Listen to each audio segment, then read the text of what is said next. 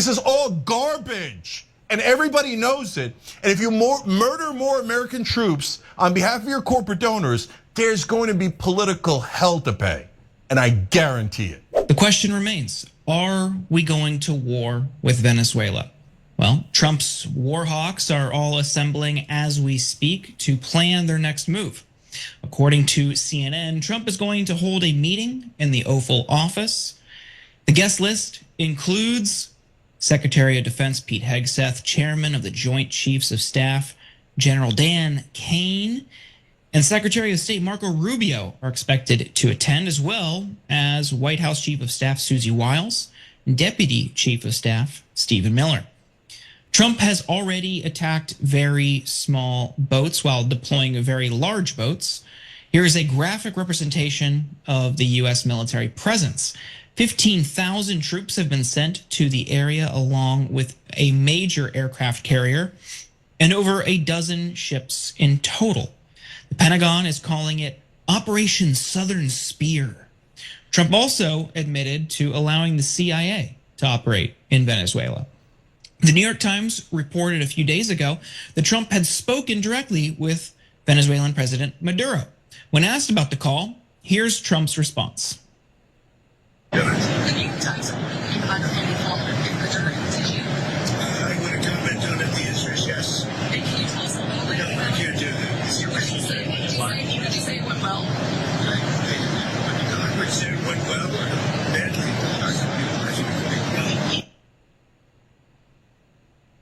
Now, some information about the call has been leaked. According to the Miami Herald, Trump issued a, quote, blunt warning. The U.S. message to Maduro was direct. Safe passage would be guaranteed for him, his wife, and his son only if he agrees to resign right away. Maduro reportedly refused Trump's request, and that's the last time the two spoke, though Maduro allegedly wanted to continue the conversation. After Trump's announcement on Saturday that Venezuelan airspace should be considered closed in its entirety, the Maduro government attempted to place another call to Washington but received no response. Trump has also warned that he would be stopping trafficking by land as well as by sea very soon. And again, another reminder with all of these conversations, Venezuela is not a major player in the global drug trade. Their neighbor, Colombia, is, but not Venezuela. Cenk, the question is for you, are we going to war? So yeah, the question is Trump bluffing or not? So if he's bluffing and he pulls up all these warships and he does the angry call and says you got only a short time to live, you better turn yourself in and we'll give you safe passage for your wife and your kids, etc. And if it works and he leaves and then ExxonMobil's CEO becomes the new president of Venezuela, I guess all is well, a coup well done. I'm not in that camp. I don't want that. I think it's ridiculous that we meddle in other people's affairs and not for the benefit of America, but for the benefit of corporate donors who would like that oil, etc. But that's where the damage is limited. What if Maduro calls his bluff? And by the way, he's in the middle of calling his bluff because he said, according to reports, and again, we don't know if this is exactly right or not, but apparently what Maduro asked for was no safe passage for many others that are connected to the administration, like the blanket amnesty for anyone that was involved in his government, and maybe even not political control, but control over the Venezuelan troops. Because that second part's a joke. If you're in charge of the Venezuelan troops, you're in charge of Venezuela, right? So that's never going to be given. But the blanket amnesty, I don't know about. But he doesn't seem like he's saying, oh, okay, Daddy Trump, I'm so scared. Here, I'll run away, right? So if he doesn't run away and Trump's bluff gets called, if it was a bluff, then what does he do? Well, right now, there's a lot of senators asking, including Republican senators, hey, what are we doing? We never declared war on Venezuela. And hey, wait a minute, why are we going to war with rando Venezuela? Because of drugs? Okay, I mean, I don't want this to happen under any circumstance, but Mexico and Colombia are 10, 20, 200 times the issue with drugs. China, with producing some of the parts for fentanyl, is an issue. Afghanistan is a huge issue. Are we going back into Afghanistan? All those countries are a much bigger problem in the drug trade than Venezuela is. On the other hand, Venezuela has the largest oil reserve in the world. I'm sure a coinkydink. By the way, barely mentioned in mainstream media. Like, oh yeah, oh by the way, paragraph 15, largest oil reserve in the world. And according to reports, here comes more of a mystery. Maduro has already said, oh, you can take our oil, just don't kill me, right? Yeah, so they want that oil, man. That's what it's about. Warmongers, man. Revelation 6:4. And there went out another horse that was red, and power was given to him that sat thereon to take peace from the earth, and that they should kill one another, and there was given unto him a great sword. All right, Shalom. I want to give all the praise, honor, and glory to Yahweh Bahasham, Yahushai Bahasham Rakakwadash. Double honors to the apostles and elders of Great Millstone who taught me this truth, and Shalom to the hopeful elect. This article is from the WallStreetJournal.com. The headline reads, it says, "Make money, not war. Trump's real plan for peace in Ukraine." Okay, so I have this article summarized here on the left. It's a pretty long article, and for the sake of time, we'll just deal with the summary here. All right, but again, when you hear those talks of peace, you know what's coming after that. All right, so summary of U.S.-Russia Make Money Not War peace plan. It says the selected article details private business-focused negotiations involving U.S. businessmen close to President Trump and a high-ranking Russian official aimed at ending the war in Ukraine by offering significant commercial incentives to the U.S. and Russia, often bypassing traditional diplomatic channels and excluding European allies, right? Jumping down here, key figures in talks. Participants: Steve Witkoff, billionaire developer and Trump special envoy. Jared Kushner, all right, who's a tiny top, by the way. President Trump's son-in-law, and Kirill Dmitriev, head of Russian sovereign wealth fund and Putin's negotiator, all right? Jumping down, it says approach the talks were rooted in President Trump's in the businessman's philosophy that economic opportunity and business partnerships matter more than borders, viewing it as an quote easy fix to geopolitical challenges. All right, the point here, which I wanted to get to. All right, proposed economic incentives for peace. The plan, largely shaped by Dmitriev, proposed significant commercial opportunities for U.S. businesses in Russia. Frozen assets tapping the roughly $300 billion of Russian central bank assets frozen in Europe for U.S.-Russian investment projects and U.S.-led reconstruction of Ukraine. Arctic resources. U.S. and Russian companies could cooperate to exploit the vast mineral wealth in the Arctic. Rare earth and energy deals. Russia dangled multi-billion-dollar rare earth mining and energy deals, including reviving the Nord Stream pipeline.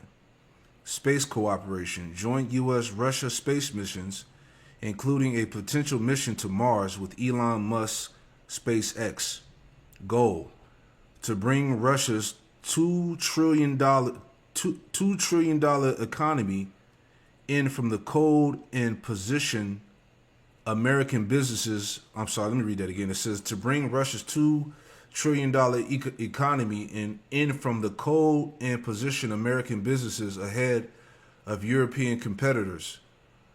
Russia reportedly prefers U.S. businesses over those from, quote, trash-talking European states.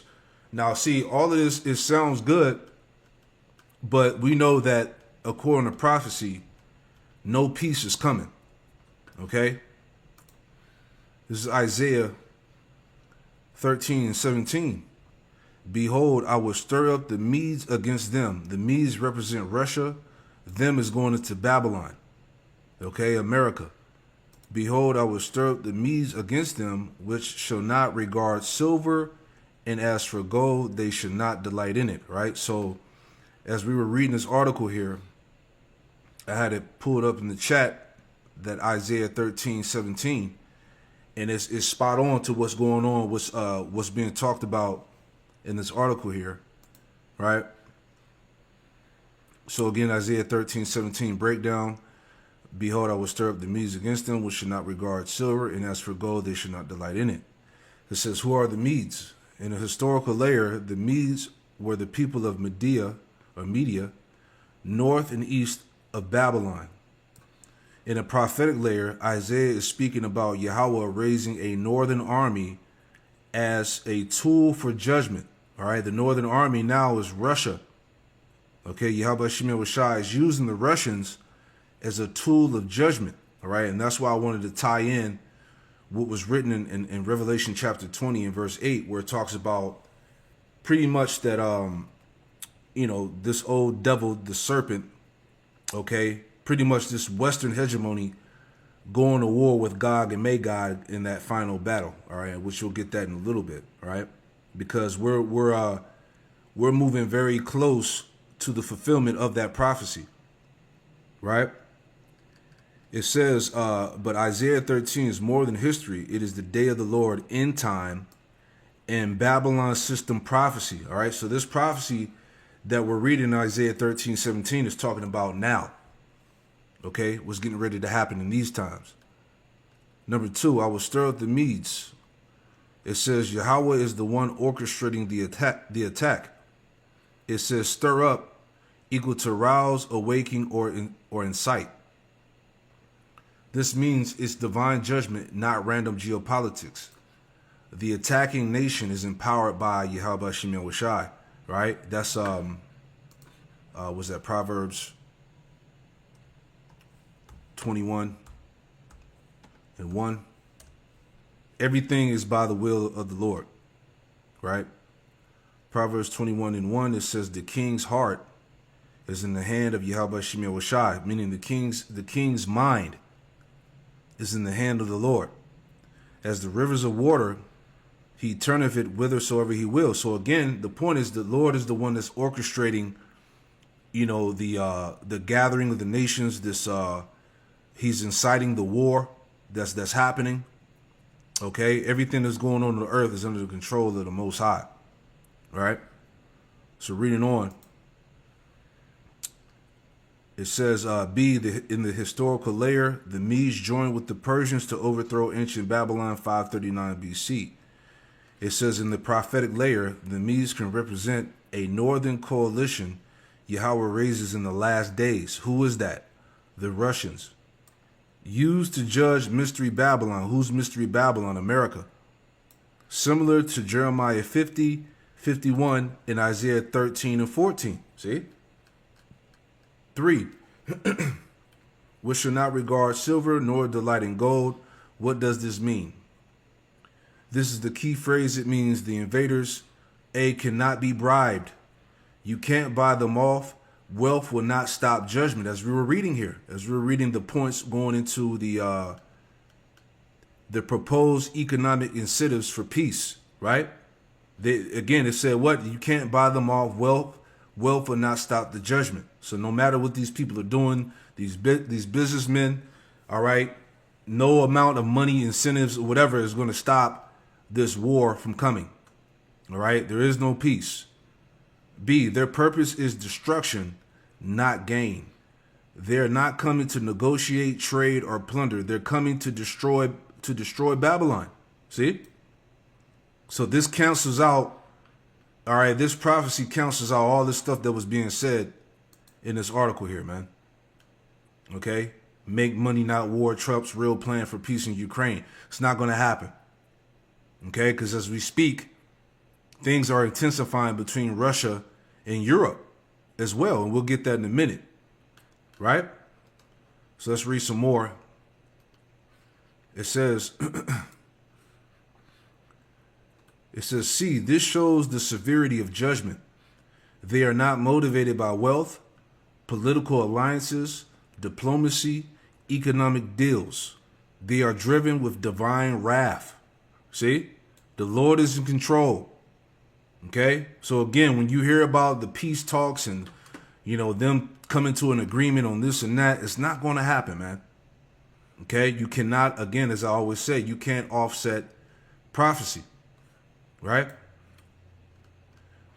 D, this aligns with the next verses, Isaiah 13 and 18, 19, and 20 through 22. They slaughter without pity. Babylon becomes Sodom and Gomorrah. Permanent desolation. This is a total irreversible judgment, not a normal war. All right? And I'll read this last part and we'll go on. Number 4, how does this fit with end time Babylon prophecy? The Medes in prophetic typology represent a nation or coalition from the north, raised specifically to destroy the end time Babylon power. And who was that? America. Motivated by Yahweh Shem Yahushai, not money. Right? And then the list of precepts, so on and so forth. Right? So anyway, let's move on so we get the point there. Right? No peace is in the air. Okay? As I was talking about. This is from the AP News. Putin accuses Europeans of sabotaging peace efforts on Ukraine and meets U.S. delegation. All right? So again, as we're reading here, according to the will of the Lord, according to prophecy, no peace is in sight. Ezekiel 7 and 25, destruction cometh, and they shall seek peace, and there shall be none. Okay? No peace unto the wicked. 1 Thessalonians 5 and 3, for when they shall say peace and safety, then sudden destruction cometh upon them, as travail upon a woman with child, and they should not escape. Okay? So, as we see it, right? Destruction is on the horizon. Destruction is coming, man. And it's not going to stop. Right? It says, but ye, brethren, are not in darkness, that day shall overtake you as a thief, right? Because we understand what's going on. Okay? We're operating with the light. Okay? Through the spirit and power of Yahweh Shem Yahushai, through this wisdom. You are the children of light and the children of the day. We are not of the night, nor of darkness.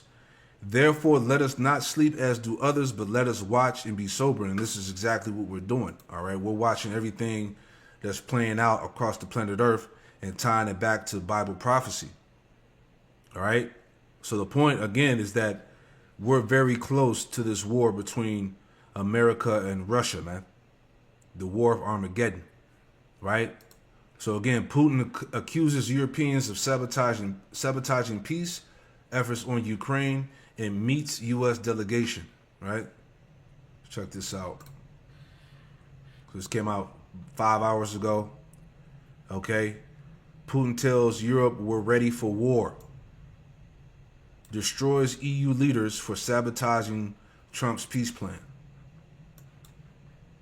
I've said that 100 times. We have no plans of fighting against Europe. But if Europe wants to fight and they start this fight, then we are ready right now. There is no doubt about this. But the only question is, if Europe starts the war, unleashes this war, because that's not Ukraine. With Ukraine, thirdly, they have no peace agenda. They are warmongers. Even when they are trying, allegedly, to introduce some changes, some adjustments to the President Trump's proposal, all these changes have only one goal in mind. They are aimed at blocking and putting to a halt this peace process. They are trying to make demands that are unacceptable for Russia, and they understand this, and then later they would try to blame Russia, accuse Russia of stopping this peace process. This is their objectives, and we can clearly see that. That's why, well, if they want to go back to the reality, considering the reality on the ground, then they are welcome. Yeah, like you were saying, hey, Putin is telling the world that they're ready for war, right? Jeremiah 51. 28. Jeremiah 51 and 28, it says, prepare against her, who's her? Babylon. Prepare against her the nations with the kings of the Medes, okay? The Russians, and the captains thereof, and all the rulers thereof, and all the land of his dominion. And the land shall tremble in sorrow, for every purpose of the Lord, Yahweh Shem Yahushai, shall be performed against Babylon. So again, everything is through the purpose of the Most High. This is the Lord's war. For every purpose of the Lord, Yahweh Shem Yahushai, shall be performed against Babylon, to make the land of Babylon a desolation, excuse me, to make the land of Babylon a desolation without inhabitant. Okay? This is what we're vastly approaching here, man. The complete destruction of Babylon the Great, which is America. Right? We are not against this. I've said that 100 times. We have no plans of fighting against Europe. But if Europe wants to fight and they start this fight, then we are ready right now. There is no doubt about this. But the only question is, if Europe starts the war, unleashes this war, because that's not Ukraine. With Ukraine, we use some surgical means. We are trying to be really careful. Because you understand why. This is not a war in the direct sense of the word. And Europe, all of a sudden, wants to start a war. And if it does start a war, then very rapidly there might be a situation where we have no one to negotiate with. For several weeks now, Kupiansk is in our hands completely, in its entirety. I believe the leadership of Ukraine are currently busy with some other matters. They don't care that much about what's happening on the battlefields. It seems they live on some other planet. And when you travel so much begging for money, probably it's difficult to follow the recent developments in the economy or the front lines. As for this is piracy, nothing else.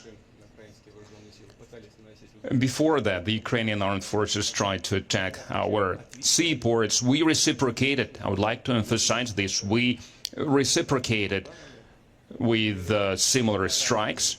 And I assure you, these strikes were much more powerful, much stronger. And first of all, they were launched against the vessels, against the ships that were used to supply military equipment and ammunition to Ukraine, and we hit precisely where we intended to. And you can see it from the explosions that were caused by the strikes, secondary explosions, secondary detonation. And what's the Ukrainian armed forces doing now? That's piracy. What kind of response could be? We can enhance our strikes against the port infrastructure and against the vessels that are entering Ukrainian ports. That's one. Secondly, if this goes on, then we will look into the possibility, I'm not saying that we will do this, but we will consider it, to perform some actions against the vessels of those countries that are helping Ukraine with performing these piracy actions. So we might cut Ukraine off the sea to stop them from being involved with these piracy tactics. Yeah. So here you go. It's going down like it tells us in Isaiah 13, the Lord mustereth the host of battle. So you have America, getting ready to pretty much invade Venezuela, which Venezuela is allies with Russia and China. All right. So as they showed in that first video, right, they showed the warships that are that are lining up over here in the West. All right, how both China and Russia have their they have their troops, they have their warships over here on this side of the world. All right, which is causing that agitation. All right, so it's getting really heavy right now, man. So again, the point that I want to make is that prophecy in Revelation 20 Let's get that. All right, the war with Gog and Magog is getting ready to come to pass soon, man. All right. This is Revelation 20. And let's read to it. All right. So this is, I read Revelation 21 through 3, and then we'll jump to 7 to 8, which is the point. Okay. So this is Revelation 20 and 1. It says, and I saw an angel come down from heaven. That angel is Yahweh Shai. It says, and I saw an angel come down from heaven, having the key of the bottomless pit. All right. The bottomless pit represents Europe and its lack of natural resources. Having the key of the bottomless pit and a great chain in his hand, which represented slavery. All right. Because Esau was bound, 1,000 years, which was known as the Dark Ages, where Jake was ruling Europe. Right. Verse 2, and he laid hold on the dragon, that old serpent, which is the devil, all right, going into the Western pagan Roman Empire, which fell. And it says, and bound him, let me read it again. It says, and he laid hold on the dragon, the old serpent, which is the devil and Satan, and bound him 1,000 years. So again, Esau was enslaved under the Israelites for 1,000 years, which is known as the Dark Ages, all right, when Jake was ruling Europe for that 1,000 years. Verse 3, and cast him into the bottomless pit, right, and shut him up and set a seal upon him, all right, going into the fact that Esau, the influence of the pagan Roman Empire was bound up. It was done at that time. It says, and put a seal upon him that he should deceive the nations no more till the 1,000 years should be fulfilled, right, which that goes into the time of the Renaissance, when Esau got back in power, the Renaissance period. To the 1,000 years should be fulfilled, and after that he must be loose for a little season. So we're in the midst of that little season of this devil being loose now. Okay, but we're in that time where this little season is almost over with. All right, which is the point here in verse 7 and 8. Right, Satan freed, doomed. Okay, Revelation 20 and 7. And when those 1,000 years are expired, Satan shall be loosed out of his prison. Again, going back to the Renaissance period. Okay, it says, verse 8, the point, and shall go out to deceive the nations which are in the four quarters of the earth, which he did that. Okay, Esau is responsible, okay, for deceiving the nations. Babylon, through his wines and philosophies, idolatry, okay, the sorcery, witchcraft, all the stuff that it pushed, all the philosophies of wickedness that this place has pushed, contrary to the Most High.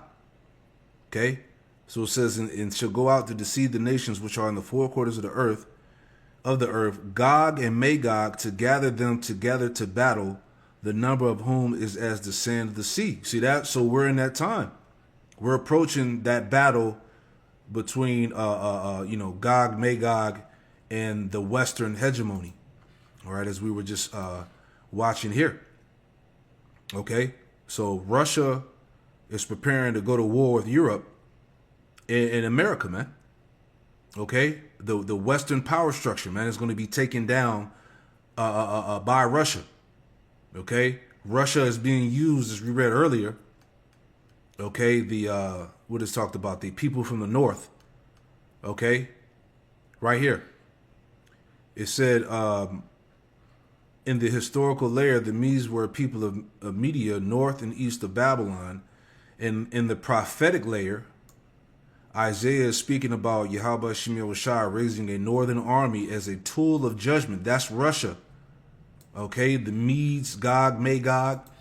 But Isaiah 13 is more than history. It is the day of the Lord, end time, and Babylon system prophecy, man.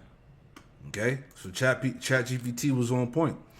Okay, this place is about to fall. Okay, the writing's on the wall here, man. So just wanted to put that out there. That's what I was thinking about, as far as like, how, we're coming into that time of that prophecy being fulfilled. You see, so it's almost said and done. Shalom.